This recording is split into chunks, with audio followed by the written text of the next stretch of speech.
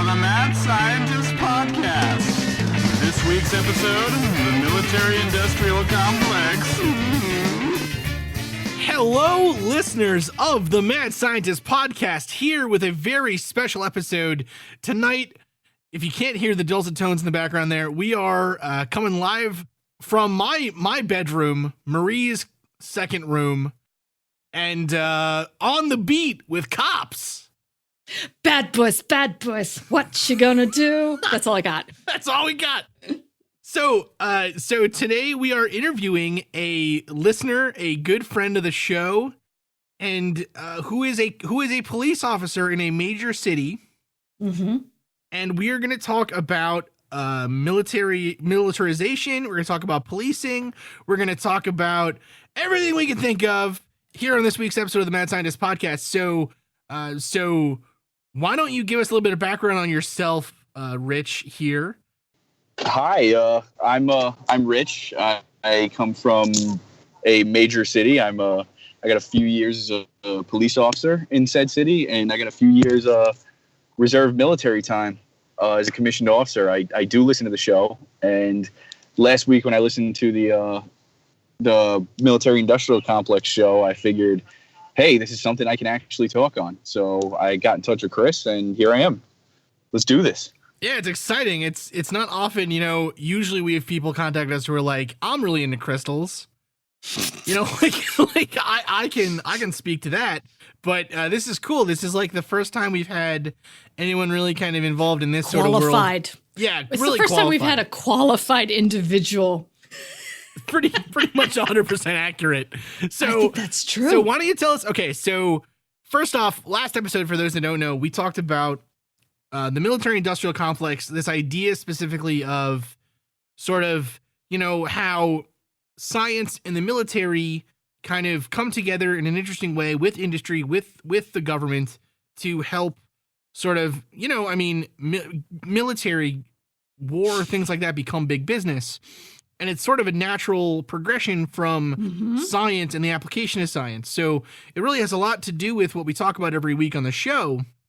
And then on top of that, too, we're going to be busting perps. It's going to be awesome. And then on top of that, we have this question last week of the Golden State Killer. And Yes. It continuing to come to light that, in fact, they didn't the way that they did this analysis with him, or the way that they found him, was quite interesting and quite questionable in some people's minds. So first off, Rich, why don't you tell us, I guess, a little bit, why did you decide to become a cop? Well, the benefits are great. It's got a pension, All right. and civil service is hot right now. But That's good. no, in reality, I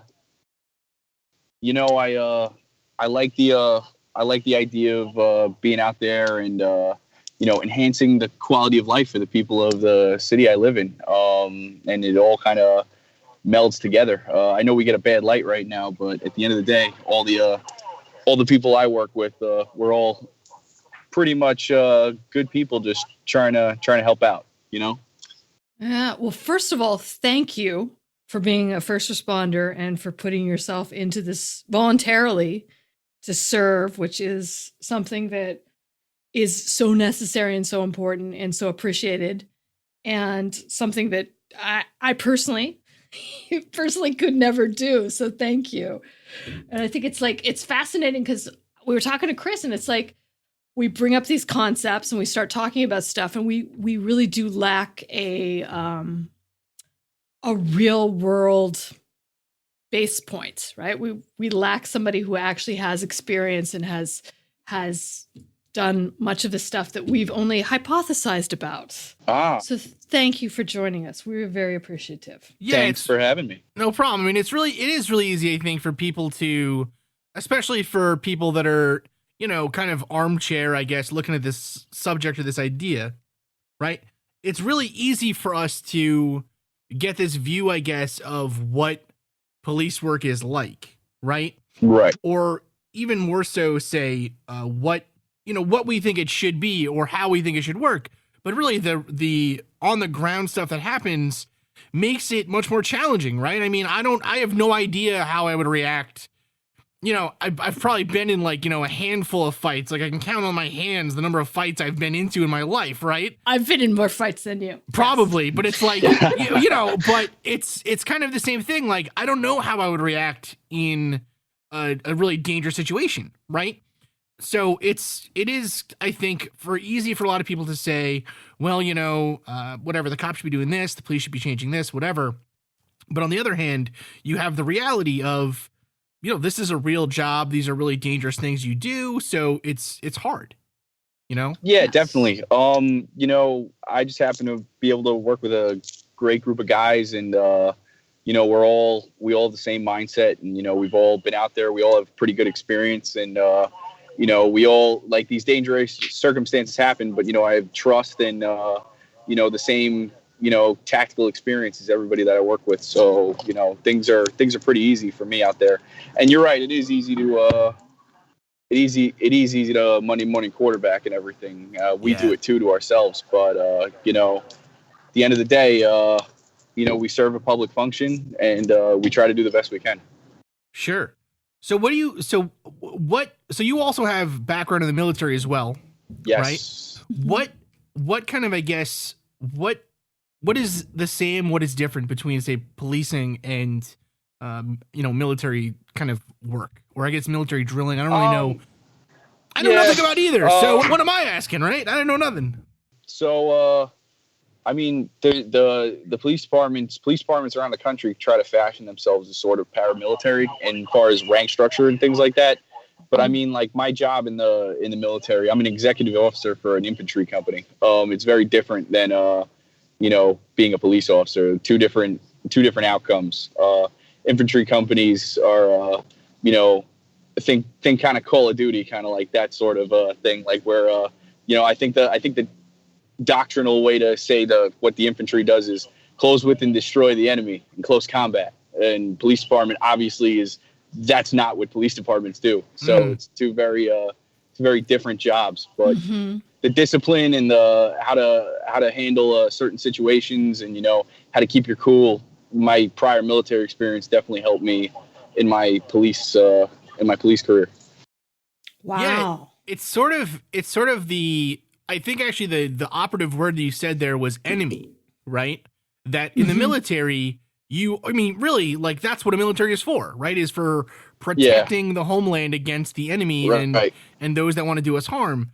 But, in some ways, I think almost in some ways that it's happened on both sides of this, where the military has started in some ways being asked or tasked with doing more, let's say, things like regional policing, right? In say places like Afghanistan, like winning hearts and minds. Exactly, right? Well, full spectrum operations is what the military is tasked out to do.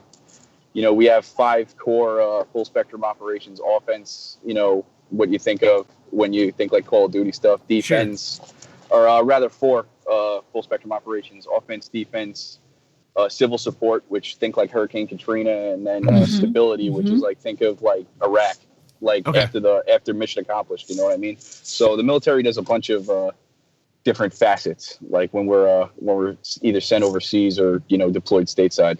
Sure. Yeah, it's super interesting because I think on the other hand, then with policing, I think a lot of people see the use of, let's say, military style tactics, or what appear to be from a completely layman perspective, right? I mean, you see police with what appear to be rifles and Kevlar vests and bulletproof helmets and all that stuff and whatever. I think for a lot of people, it does appear to be intimidating, right?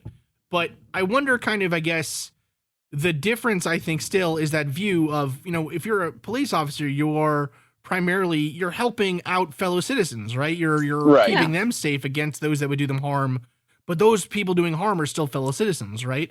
Whereas in a kind of a war operation, I guess, if we take that offensive view, it is an enemy combatant, right? So what do you think?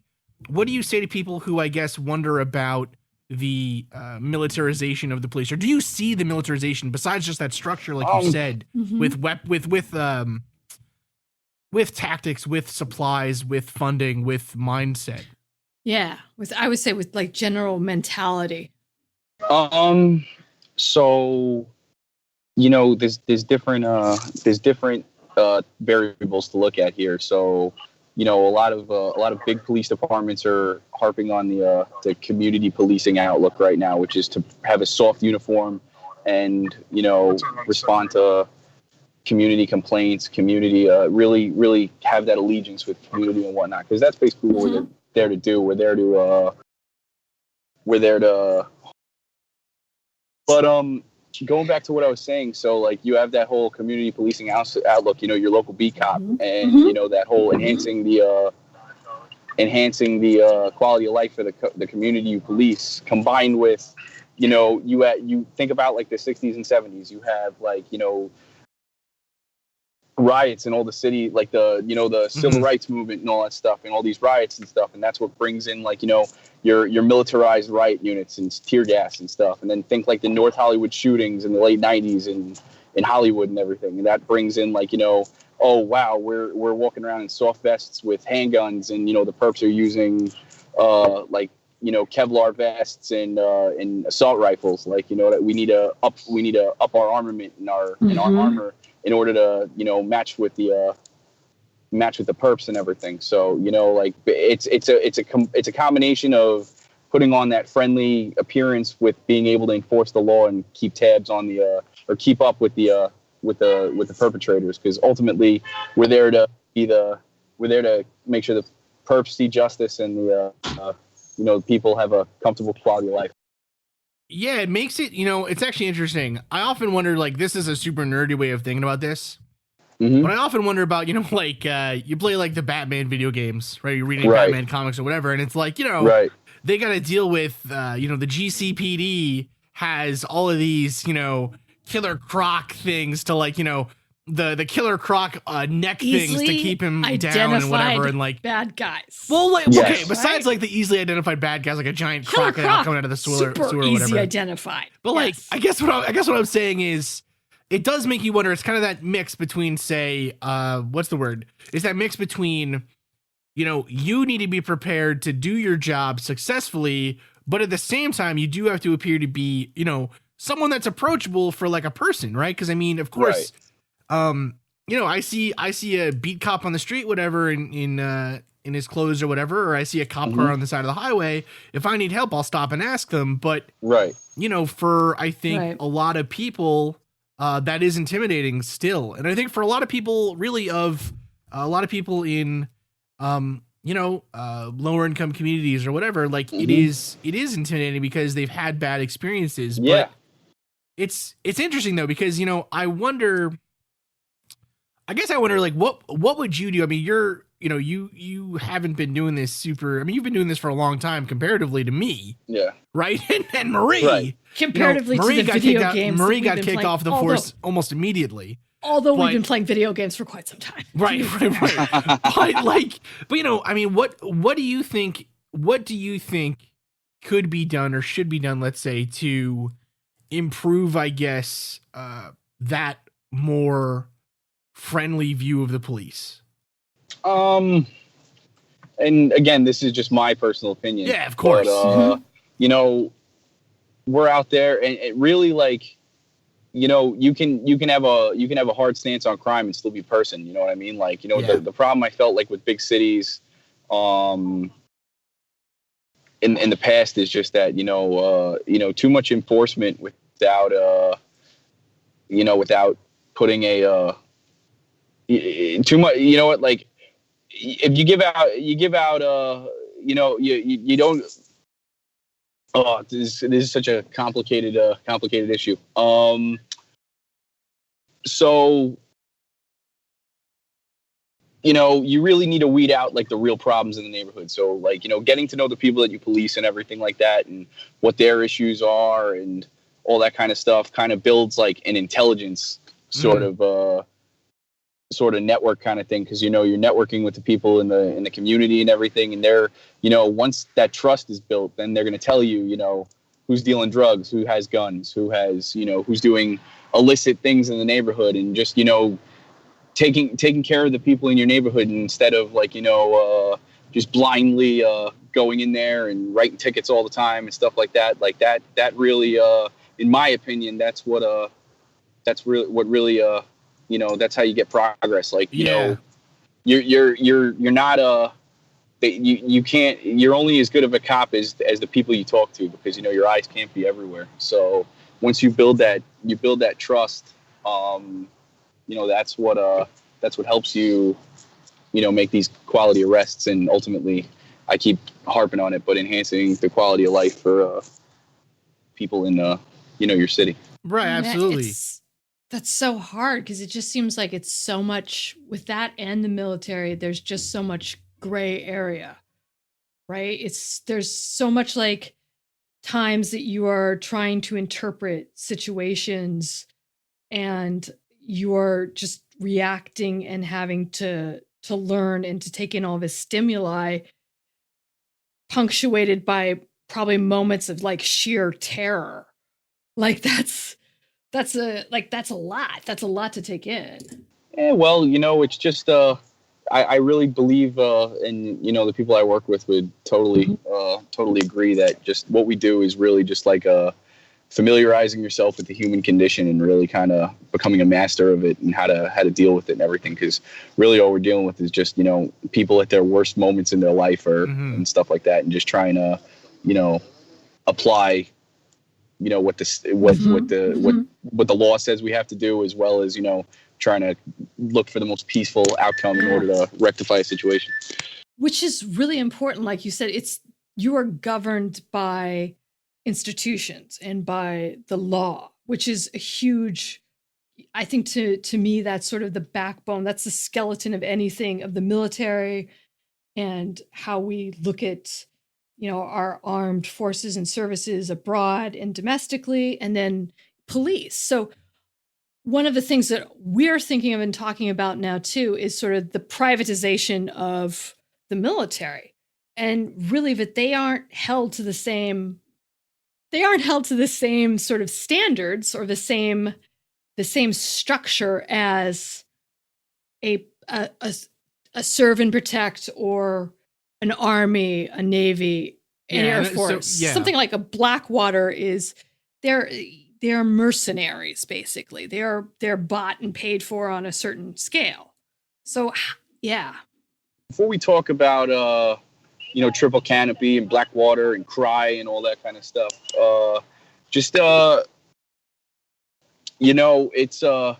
it's funny because it's not as dubious as one would really think. Now, you're right, the rules aren't as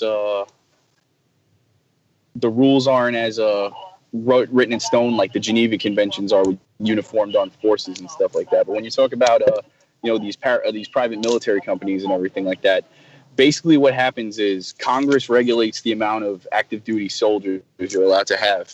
Mm-hmm. Active duty seamen or airmen or Marines, and so the private military companies and everything. So, back when you had like that total war during like World War II and everything like that, like you had like this, tremendous military that Congress appropriated money for and everything like that, where like, everybody's in the military, everything's insular. So like the cooks, like beyond just like combat soldiers. So you're thinking like cooks, repair mechanics, things like that. Everybody's military, right? But once, once Congress shrinks the size of the military, it's like, how do you get around the numbers? Because Congress makes a finite figure for what's how many personnel can be, and obviously you're going to want to maximize how many combat personnel you have, or people with combat specialties.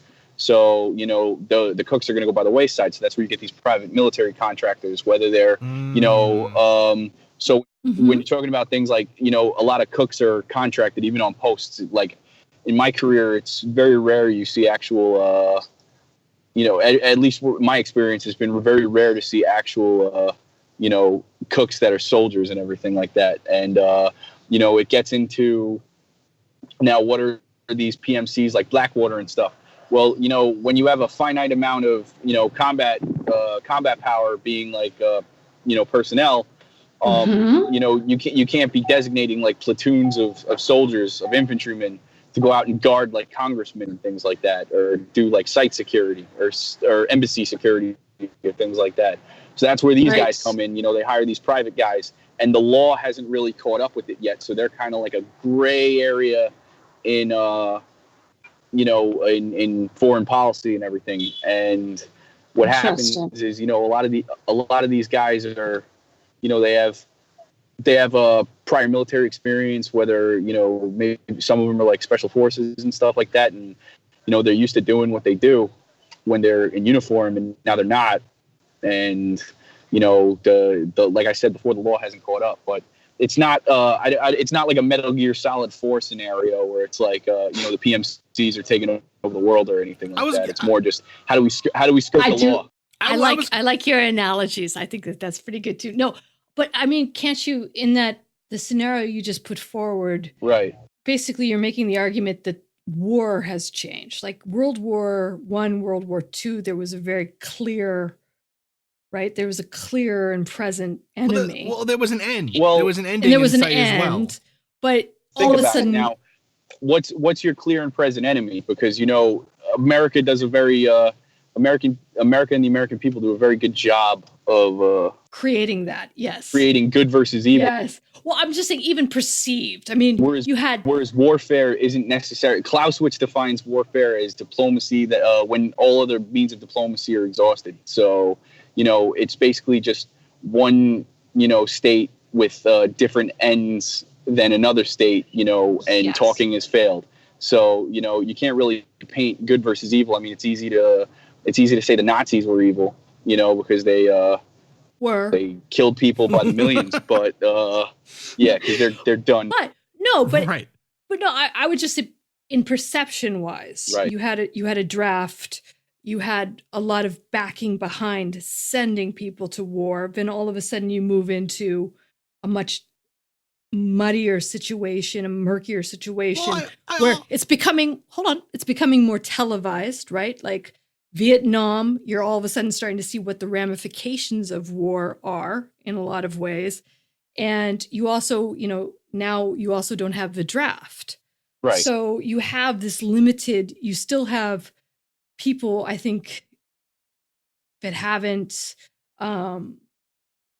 congressmen and other people that don't have a vested interest in not going to war, sending people out to spread them thin too, as well. Like you still have this sort of this feed to want to do this without, I don't want to say the quote unquote just cause, but it's harder and harder to manufacture that in a lot of ways. Yeah, it really is. You know, the media in Vietnam and going forward kind of like lifted the veil on that whole Disneyfication, so to speak, about what warfare is and everything. You know, it's a good fight. You don't have the newsreels anymore. It's just, you know, guys in caves and napalm and all that kind of stuff. And, you know, that's kind of just been the gold industry standard since Vietnam, as far as war correspondence and whatnot, as far as news coverage. But yeah, and America, yeah, you're right. America it is kind of harder for America to stomach how you know, the conduct of, you know, conflict overseas when, you know, you're seeing dead bodies and stuff on TV and everything. You know, it's not as foreign of a concept when it's like right in your living room. Well, I think there's also something to the idea, though. You kind of touched on this a little bit before in your last comment before this last one, where you said about the inability today, I think, in some ways, to make it about good versus evil, right? Right. And I actually think it's really interesting. We kind of see that, like, if you talk, we have a podcast that we are friendly with who's on Dark Myths, a really great podcast. Kristaps Anderson does the Eastern Border, and he's from Latvia. And, you know, he talks about how his people were decimated by the Soviet Union, right? And in his mind, Stalin and Lenin are far worse than Hitler, right? Right. I don't want to take his words out of his mouth or anything, but, you know, in his mind, and maybe not worse than Hitler either. He'd be smoking at this time too. Right. Yeah, he'd be mad. Maybe not worse than Hitler, but you know what I'm saying? Like, they're comparable. They're extremely comparable. And if you look at the numbers, right, they are comparable. But Hugely I think, comparable, yeah. But I think because of the Cold War, because we had this prolonged war where the resolution wasn't ultimately of a big final battle that wiped out one side from the world versus the other. Right. We've almost kind of, I mean, we see that happening where we kind of, I don't want to say kind of look positively on the Soviet Union, but we certainly turn the other way on their atrocities and say, a lot of people do anyways, and say, well, it was just another way of living, when in fact, it was a brutal dictatorship. So Right. it makes me wonder,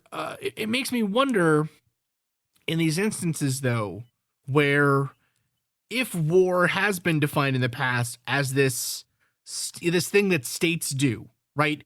Governments wage war. Well, Right.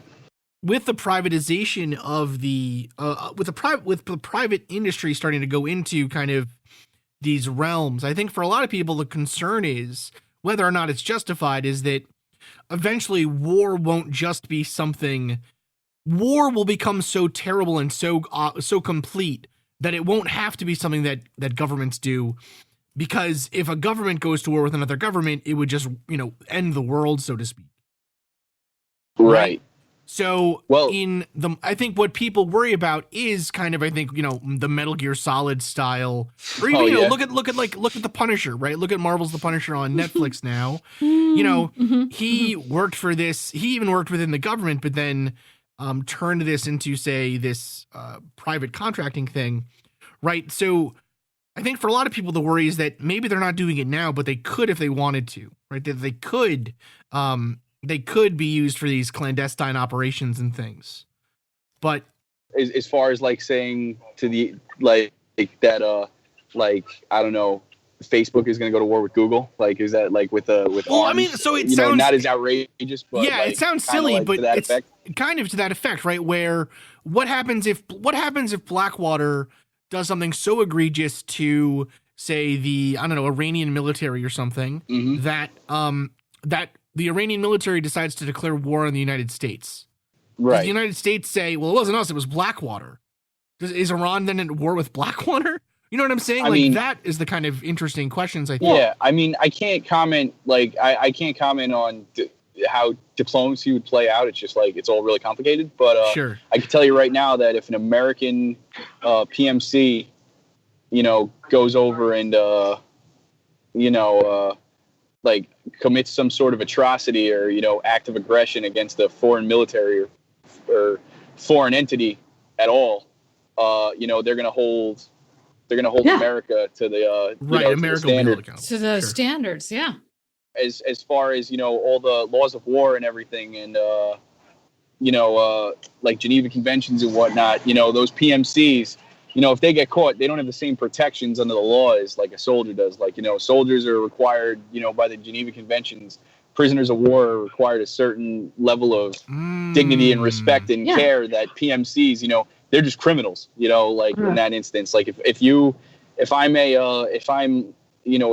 Blackwater operative or whatever, and I'm overseas, and let's say I'm on the border between Iraq and Iran, and I just happen to like shoot at an Iranian soldier or something like that, and I just committed and I killed him. I just committed murder. It's not like one state actor against the other. I'm a private citizen. Right, so you're just a guy criminal with, the state. Yeah, because you don't represent the state. You are the government. You are a private interest. That's interesting.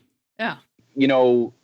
As far as keeping up with the Metal Gear Solid 4 scenario, laws kind of, there's certain protections in the law that kind of keep that that state on state military kind of thing going, the norm, and prevent sort of private actors kind of doing their own thing. And then what do we think when we think of private actors too? We think of like Al Qaeda and stuff like that. They don't represent states. They're just they're terrorists. So that you have that connotation as well. Yeah. What's the difference between someone who's acting on their own behalf versus a terrorist? In a lot of ways. In some respect. Yeah, yes. That's also interesting. So I have a less serious question. When do you officially get to call yourself grizzled? Yes, yes, yes, yes. This is a good question. Yes, Like you're a grizzled detective. when will you be? Yeah, when will you be grizzled? Is that like a rank? Do you put in time for that? Like, what is that? Oh yeah, it's all about time. It's all paperwork. You put the work do you in. have to? My partner still calls me a rookie, so Got do you it. have Okay, to that's good smoke? stuff. Do you have? He calls you rookie, right? we say salty all the time, but do I have to put in paperwork to be salty? No. No. What about? Do you have to smoke? Like I would assume at some point to move up in the ranks again from all of the everything I've seen, everything I've watched. And again, like I feel like I should have some degree or something because I've watched a lot. You know, you should be smoking. We'll totally smoke a road flare or something like that, just to get the good look. You know what I mean? Like just to double down. Just to double down off. on that. Right. Okay. In my military career, I smoked some cigarettes just to stay awake because, if you're doing over 24-hour ops, you kind of find anything to kind of keep you awake. And, I didn't like chewing tobacco. So I went to smoking. I'd rather kill my lungs, I guess, than my teeth. I don't know. Yeah. But, I kind of stopped doing that. But that was the 19-year-old version of me trying to handle business. Nice. I don't know. Handling business. Word.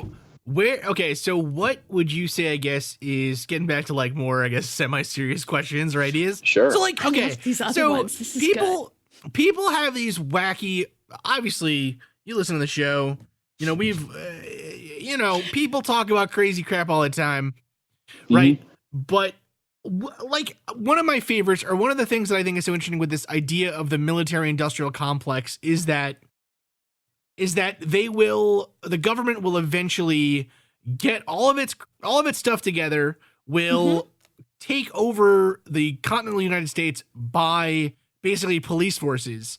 But in my understanding, though, police forces don't really communicate all that well with each other. Right? They don't really work that well together. So like, yeah. I mean, we do, like, things have improved, like the FBI and there's national databases and everything like that. But, and without, divulging where I work, us in our, adjoining jurisdictions kind of, we help each other out a lot. But as far as like national, like that goes into like, that states' rights thing where it's like, education can't be, when you talk about the teachers and all that stuff, like when, they did the No Child Left Behind, it was like infringing on states' rights because, the government's trying to dictate how every state's going to do education. Yeah. It kind of goes the same for policing too. Like throughout the law enforcement community and everything, like it was an uproar when they brought up this notion, like the Obama administration brought up this notion of a federalized police in response to like the Ferguson incident and all that kind of stuff and the Eric Garner thing. So, and it's just like, who's the federal government to say how us, the states, are going to, police our jurisdictions. And then even down at the municipal level, when the state tries to, send state troopers around and stuff, the municipalities are like, who's the state to say how to police our municipality and everything? It's like a big turf war. So it's really like I'll put it this way. You find a way to unite every police force as a means of, quelling some sort of, American rebelliousness. And, I'll give you everything in my wallet. And some chewing tobacco. Interesting. And some chewing tobacco. When did the Illuminati turn you, friend? When did they get you? I know. So, okay. I pay dues. You pay dues. Yeah, it's the same thing. I know it's the same way with the grizzled thing. So, yeah. With this idea, I guess, of the jurisdiction between, so I guess I find it really interesting, this idea of, I always found it really interesting, this idea of like state troopers versus like city troopers versus, sheriff's offices and whatever. Sheriffs, yeah. Like, I wonder, so what is the deal with sheriffs? I mean, you're not a sheriff. Well, if you're in a county, it's a county. What's the deal? They represent a county. A sheriff can deal in criminal law, obviously, if you're a smaller town, but by definition, a sheriff usually deals with like civil assets and civil law and whatnot. Okay, so it's like sheriff's departments. A lot of times, they do some in smaller towns. They do have like road units where they go around and they do some sort of like vehicle traffic law or criminal law enforcement. But a lot of times, you find them in jails. or like if you're about to get your house like repossessed or something like that, like you know, they have to be there, and they're the ones that can actually like, you know, seize your assets and stuff like that. That's what sheriffs do. Police departments are more oriented on that criminal law enforcement, like dealing with, you know, murderers and thieves and stuff like crime. That. Yeah, crime. I legitimately, I had absolutely no idea, like, because I always see these signs where it's like, you know, vote for so-and-so for sheriff, and I'm always sheriff. Yeah. I was like, why the heck? Like, I don't want to vote anybody in for sheriff. That means I could be sheriff. Right. You know, like, there's no way I should be sheriff. Like, you know. Well, I think that's something that would unite the people. Against there me. is no way that you should be. Look at that guy. He can't chase criminals. There's no way. It is nice. It is nice in your small municipality. A sheriff is like the equivalent of like Commissioner Gordon in Gotham City. You know what I mean? Like, you know, or police commissioner. You know what I mean? Like, it is nice to be able to elect your police commissioner. Elected official. You know what I mean? Sure, I understand that. That's in a lot of big cities, the police commissioner serves at the pleasure of the mayor of that city. Yeah. So right. But then, like, you know, a lot of judges in big cities, big states serve at the pleasure of like governors and stuff like that. Whereas in small towns, it's like the town judge is elected, and he could be like the pharmacist too. You know what I mean? Like, it's also it's insane. Wild. That's also the big difference between small town America and big town America. But then, like, going into what you said, like, you don't understand, like, you know, jurisdictions and troopers and cops and everything like that. So I'll use the state of New York as an example, right? So you have New York State troopers, right? They're the law enforcement agency arm of the state government, right? So they enforce all the laws in New York State, right? And their jurisdiction is the entirety of New York State, okay?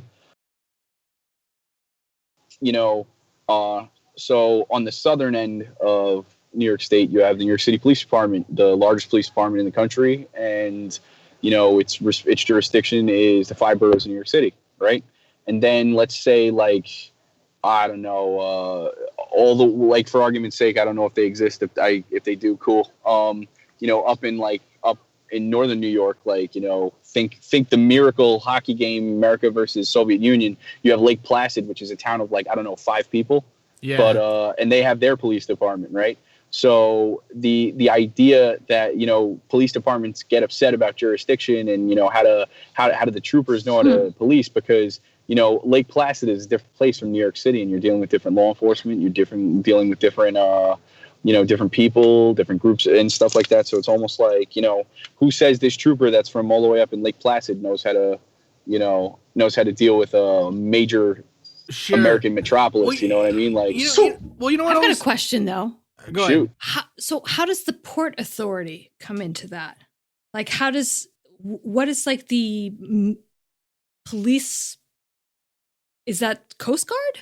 No, the Port Authority is a joint New York State, New Jersey, police and transportation agency that governs the airports, the Port Authority bus terminal in Manhattan, the bridges, all that kind of stuff. So they deal with criminal enforcement and, you know, traffic enforcement and civil stuff, all in that. Well, that's like a whole nother layer though on top of everything else. Who's their police force? Do they have their own police force, or do they have? They do have their own police force. See, it's so weird to me. That's insane. So, you know, it's funny. Growing up in New York City, I always thought it always made sense to me that, like, New York City had its own police force, and I think growing up, I just kind of assumed that, like, I figured if you called 911 in any city in America, a New York police officer would show up and be like, you know what I mean? Like, hey, how you doing? Yeah. You know what I mean? Like, I always assumed that would be the case. Just because growing up, that's what I thought cops were like, right? But then when we moved to Boston, you know, it's so weird to me. In Boston, you have the Boston police, right? Yeah. And they're very similar to New York City police. Except they like the Red Sox, so they should never come down. Right, yeah, absolutely. No, the two should never, that's two jurisdictions that'll never mix. Yeah. But, you know, so you have the Boston police, but then, like, legitimately you cross one bridge that's over, like, a tiny, you know, basically like a pond, right? And suddenly you're in Cambridge and they have their own police force. Right. It's like, what the hell? What's going on? That's so strange. Yeah, so here's a hypothetical. So Chris and I rob a bank. And let's just go upstate. Like, give me an upstate. Like, Rochester, something like some. Well, yeah, no. Rochester. That's even too crazy. What are you trying to say? Like we go to New York to hide? No. We're gonna rob a bank. So it's like and then we elude capture for X amount of times. How many different cops could catch us, and what is the likelihood within a certain amount of time that they would be able to identify us based on cross-jurisdictionally, right? So it's like we rob a bank. If you're in California and you end up in North Carolina, no. I mean, that's too big, small, I think. Let's say state of New York. Let's say you rob a car in Somerton, Massachusetts. And then you drive the 25 minutes into the city of Boston. You go through Boston and then you go to Revere, right? Okay. So you're basically that's like a 35-minute drive maybe, from like the far edge of Somerton, to whatever, to Revere. Jersey. We should do it in New Jersey to go into. So no. I mean, this is easier, right? Whatever. This is fine.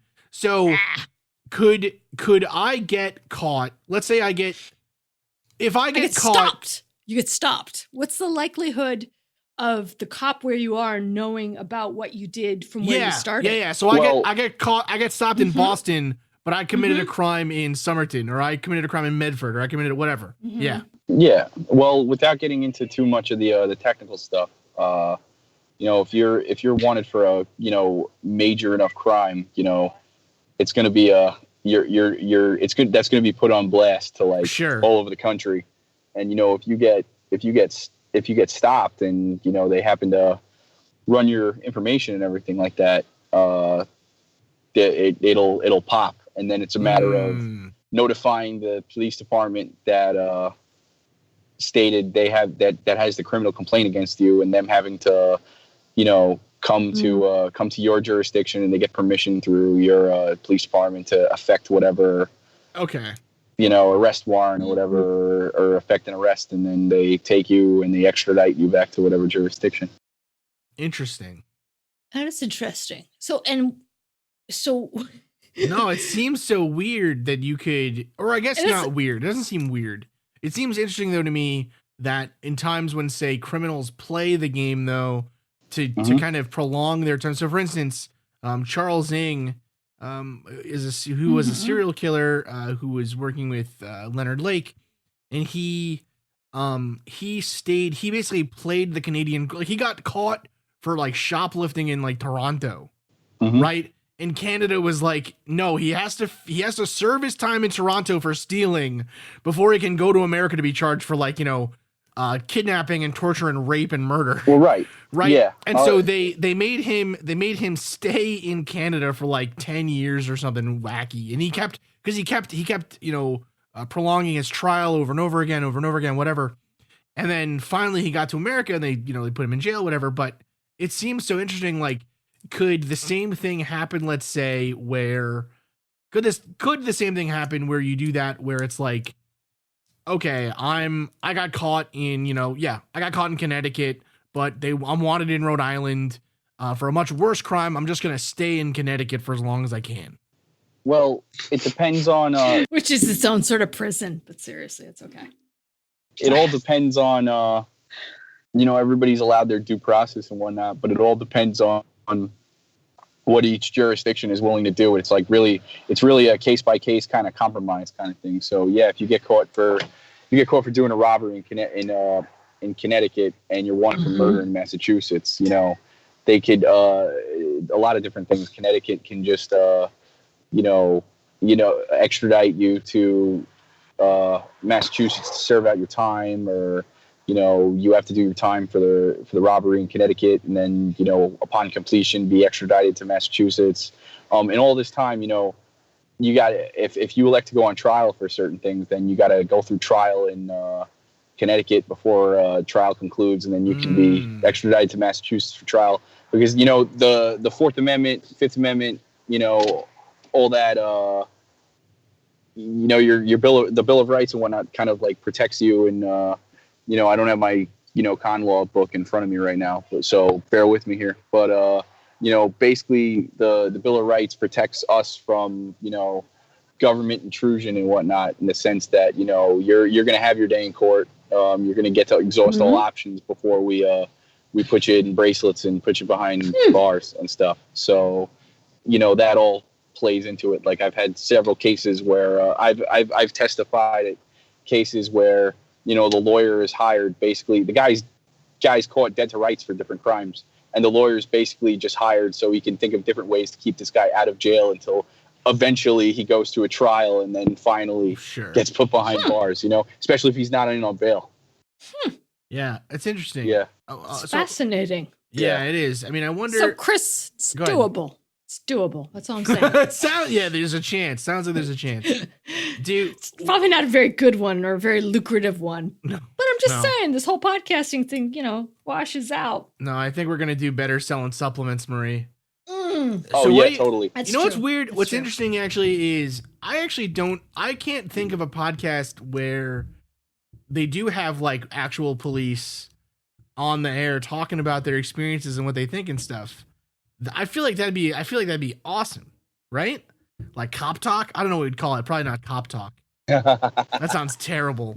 But you know what I mean? Like I find it really interesting because you really do have this we're lucky because we actually have a lot of listeners who are police officers or in the military or whatever, and they reach out to us when we do topics like this and they give their own experience and what they think. And, you know, we even had one, it was really cool. We even had a listener give kind of a rundown on bullet technology and how they changed since the Civil War, how guns changed since the Civil War.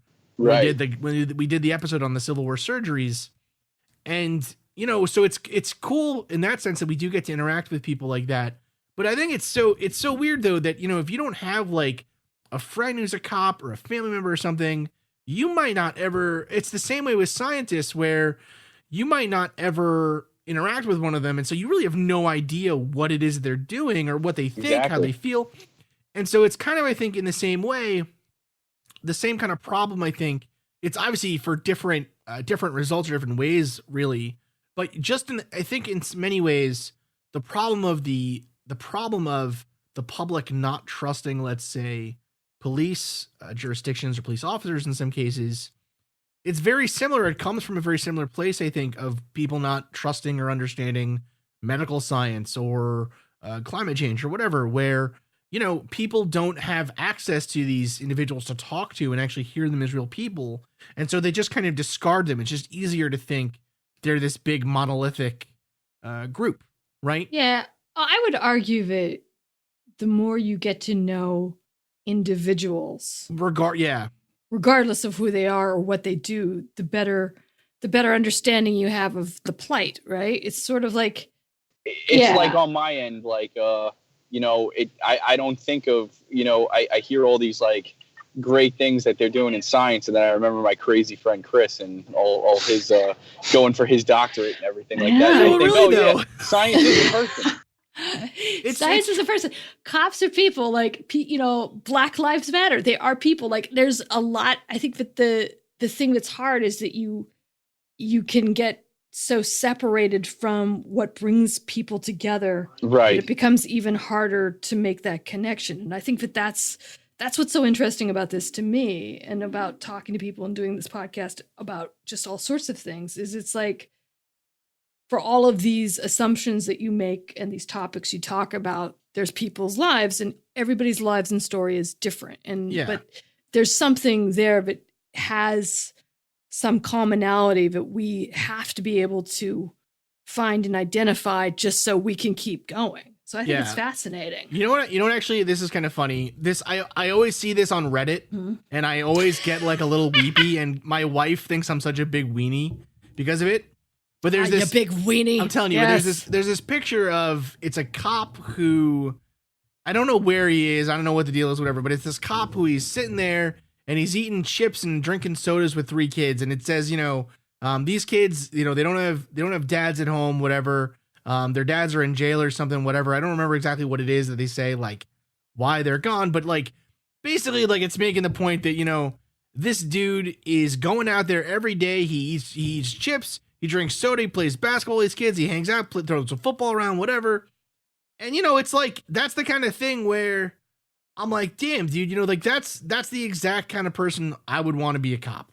Yeah. This guy who is like going out of his way to make a connection to his community and like, give a crap about these kids, right? Yeah. Dude, what's your favorite part about being a cop? Yeah, I was going to say, what's your favorite about, and what TV show? Because of course, if you guys are going to talk about video games, we have to talk, like, what do you think as a cop? You're like, oh man, this is the best TV show ever. Best cop show is The Wire. Oh my God, yes. God, yes. So is it the best because it's just the best, or is it the best because it's the most like real life? It is the best because it is unparalleled by anything we have ever done. Just the best. It's just the best. Have you watched it, Chris? Okay, so... All right, he hasn't. Okay. He hasn't. No, let me start, okay? Richie hasn't. Me and Katie started watching The Wire, and then we couldn't... We just never finished it, but we have started it. You don't deserve The Wire. If you don't love it after the third one, you don't get it. You don't deserve it. Okay, to me, in my mind, for some reason, The Wire and Oz are like on the same level of show. No! And then I watched Oz, and it just damaged me so completely. Okay, seriously. Like I was like, I'm never going to jail. Oz is what I tell first time offenders what jail is going to be like. Oh my God, it's so scary. Anyways, you've got to stop that. You got to stop that. The Wire is like, I love. Oh my God, I just finished like my 20th run through of it. Reviewing. I mean, It is amazing. So wait, is it amazing? Is it because though, like, yes. So we watch it every year. Every year we watch all, like, it's 5 seasons. We watch it all. We watch it religiously. Which one do you think? That good. Which show do you think is the most lifelike though? Or which one do you think is the closest to what we do? The Wire. Yeah. The Wire. You think it is The Wire? Yeah, definitely. It's just it's more. I mean, nothing is like really what we do because you don't have the monotony of it because obviously you have to entertain That's people. Editing. Right, but Yeah. It's just like it's like Cops where like you only get like the 30 minutes of like action-packed stuff and they're not showing the guy driving around eating his lunch and crap like that. Right, like what the hell talking? Yeah, of course. You know what I mean? But like as far as like a TV police drama, like I would definitely say The Wire is definitely the best. You know what's funny? funny? I'm enheartened. That's awesome. You need to stop what you're doing, Chris.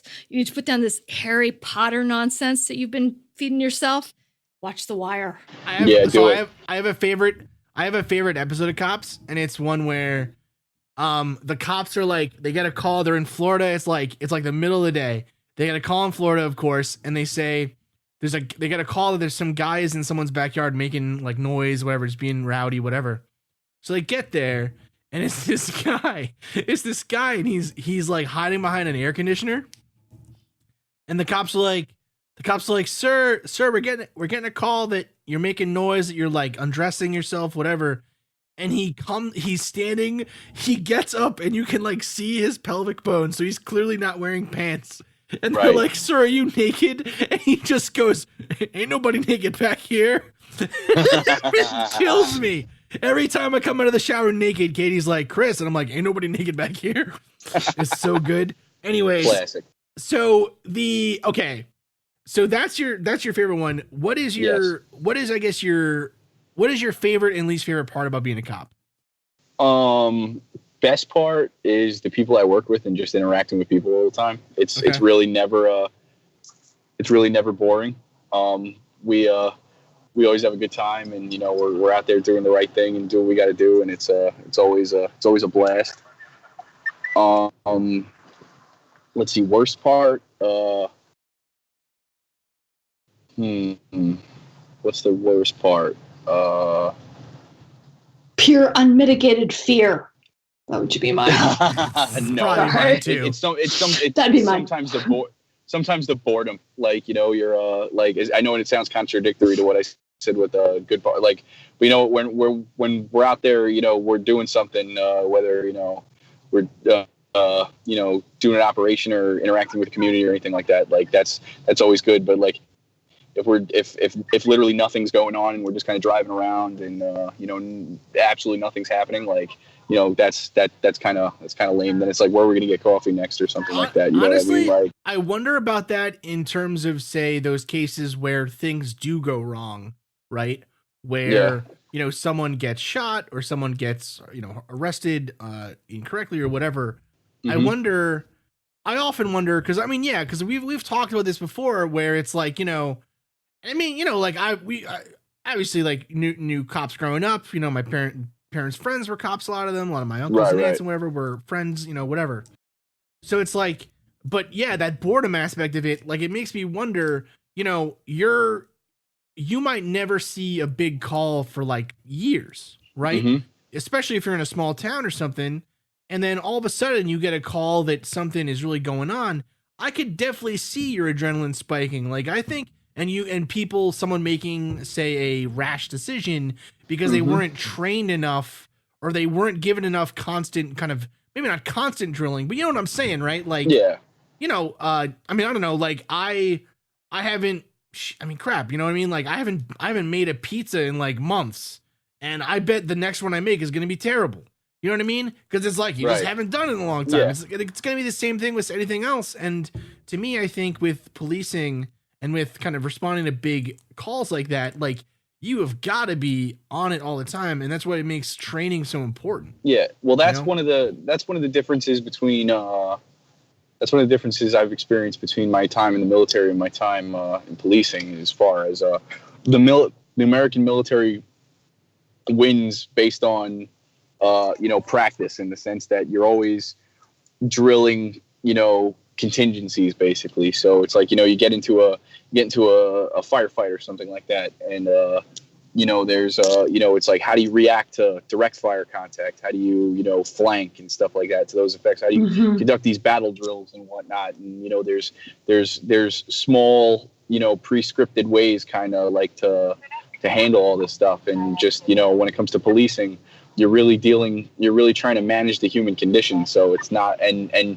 we're out there every day. We can't be in training, because you have to police the streets. We can't be in a classroom setting or in a training setting all the time. So, I mean, since this has become a hot ticket issue, like I think around the country, like training has improved. I can't speak on that for certain or anything, but in my experience, just like the amount of training I've gotten has been exponential. So they're trying their best, but it's just a lot of it's common sense, really, like and having compassion as well as understanding your responsibilities and all that kind of stuff. And a lot of unfortunately sometimes things have to result in use of force or whatnot, sometimes and frequently, but if you're doing it for the right reasons, if you're doing it to protect life and stuff like that, like, as opposed to acting out of fear, or, things like that, like, and that's just, I don't know. It just varies person to person. It's hard to train for that. Sure. Of course. Yeah. Mm-hmm. I have one more question, I guess. I feel like, yeah, because one thing I wonder is with these things, to me, like so you're in a big city, and like most big cities, the city that you're in doesn't allow open carry of weapons, doesn't allow pistols, right? Like all this stuff. Thank God. Well, so that's actually the question I was going to ask was, do you think has being a police officer and being in those situations where, you stop someone, because in my mind, I would see if I stop someone in a city, I guess it never really changes the potential that they could have a gun, right? Is that kind of the view that you would take, that it doesn't really change? Because regardless, like a criminal could have a gun, right? Right. Mm-hmm. So it's like if they have it legally or they have it illegally, it doesn't really matter. For you, you have to take every instance as this person could be armed. Right. Of course. Because I wonder about that argument, because I've heard that argument before where it's like, well, limiting guns is better for police because it means that they can be safer generally and whatever. And I wonder kind of statistically, maybe, I don't know, I haven't looked at the numbers, but maybe that's the case, maybe it's not. But in terms of like a perception thing, do you see yourself, if you were in, say, a city that had guns were legal and easy to get versus a city where they were hard to get, do you see yourself acting differently in situations? I don't think so, because it all comes from the nature of what the interaction is on the street. Like if somebody's if somebody's sitting down drinking a beer or something like that on their porch, you know, I'm not going to go at them like, you know, they committed, you know, first degree murder, you know, but like, you know, if you're dealing with, I don't know, like known gang members or known drug dealers or something like that, whether open carry is allowed or not, you're gonna exercise a certain amount of caution and hold yourself a certain way. You know what I mean? Like it's just kind of how you change your, you kind of change your reaction based on your audience, so to speak. Interesting. Marie, any other questions, Marie? Rich, can you believe you've known him all this time and he hasn't watched The Wire? I know. It hurts my feelings deeply. We're going to change that. We're going to change I can that. forgive Next him. week, we're going to change that. I can forgive him for Star Wars. This is how, but The Wire, dude. Star Wars breaks my heart too, by the way. I know. That's enough to just like, whoa, I don't understand with the laser swords. It's so hard. The laser swords. Oh It's god. so hard. Ugh. Anyways, cool. Well, listen, man, thank you so much for coming on the show. No problem. This has been Anytime. great. Thank you. We really appreciate it. Yeah, we really do. I seriously, you know, I mean, I always feel like I learn a lot every time we talk anyways. Yeah. You know, I hope the listeners got something out of this. I hope, me you know, too. we can kind of do something more like this in the future. It was super cool. Mm-hmm. And yeah, man, good luck. Stay safe out there and we'll talk Thanks, to you bro. soon. Yes. Stay safe. Take care, guys.